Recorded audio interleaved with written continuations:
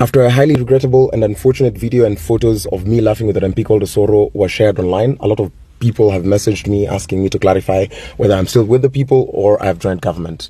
One, I have not worked with this government. I've gotten a lot of offers and I've been approached many times ever since we started our protests, and my answer has always been very consistent. I'm not interested in working with this government as long as it keeps on murdering our people. That photo was taken by a lady legislator who was with Osoro. I was going to a members club that I go to often, and that's when I met him for the first time. But we realized that we go to the same church, and I told him what I think about how rogue and how silly they run the government, and that's what that was about. I have not been bought. For the people who are asking me if I've gone silent, it's not that I've gone silent, it's just that now the work that we're doing is not on a public scale. I'm no longer taking media interviews as I used to, and we are no longer going to the streets. So the work that I'm doing, you can find it on my profile. It's very community based, and we are working with coalition of leaders who were birthed from the streets. I have nothing to do with that man. It is highly regrettable because just even upon reflection and talking to my friends, I just remembered how badly he mocked our dead, our people who were killed by the police in this rogue regime during the height of our protests, and I see how that would have been in bad taste. I'm very sorry. I've been making these apologies in the communities that I work with, and just to clarify it, I'm not interested in working with this Kenya government as long as they keep on killing these people that they pretend to be representing. But please keep on.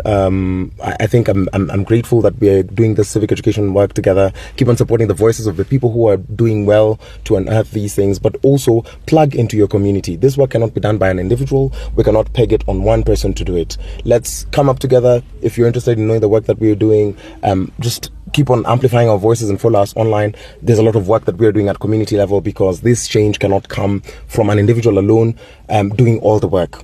Yet again, and this is particularly tailored for the online community, because in the communities that I work for, I make this apology and this clarification all the damn time, because as an individual, I meet a lot of people, and I have photos with a lot of these politicians. Some of them take them for very sinister motives, and some of them, for whatever reasons, they take it.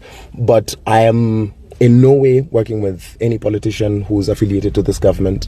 I have not been bought. I have just shifted the work that I do from a more public eye to a more private venture, where I'm interacting more with the communities. And the short clips that we share is just to update people that this is where we are. We've done work in Mlango Kumi, we've done work at Kayole, we've done work at Madhare, we've done work at Kasarani, and we just keep on engaging. So please receive my sincerest and heartfelt apology. I hope this suffices and helps to clear the air that I am still very much with the people, and this fight must go on. Let us not buy into the gimmicks and theatrics of this government, of people lying to us now that because they want to impeach Rigathi Gachagua, that is our problem. We don't care. They should impeach him. They should impeach Ruto as well. We don't like all of them should just impeach each other and go home. We don't care about this government because it does not care about us. And if we can, as young people, let's not fight the voices of the people who are trying to drive change. It's a very difficult thing to do. Anyone who's on the front line knows that, one, it requires a lot of money. Two, it requires a lot of sacrifice of time and resources. But we keep on doing it regardless.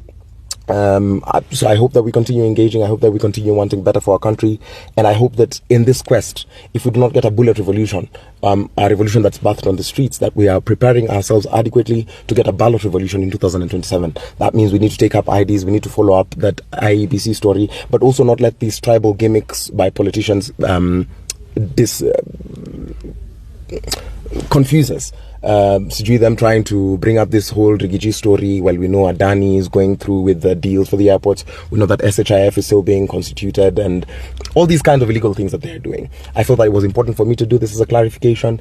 And let's stay, man. Our theme has always been one: Ruto must go. All his cronies, all the corrupt people, and that's what this means. All the corrupt people in government, all the things that we continue to unearth, that they must go together. We do not care, TCGO, that now you want to divide us along tribal lines. That is not going to happen. That's not what we fought for. When we were in the streets, our theme was very simple. We are fearless. We are tribeless. We're fearless. We're tribeless because tribes have been used to divide us. When we said we were leaderless, it's because the leaders have always tried to pass an agenda that's not for the people. And when we said we were partyless, it's because the parties have always used to divide us along tribal lines. Right now, we're having a conversation about forming parties, and I encourage as many of you and as many of us to join these parties, or even go ahead and form those parties. Go ahead and convince us. If they are parties with the right ideology, we are going to join them, and we're going to drive this Kenya forward.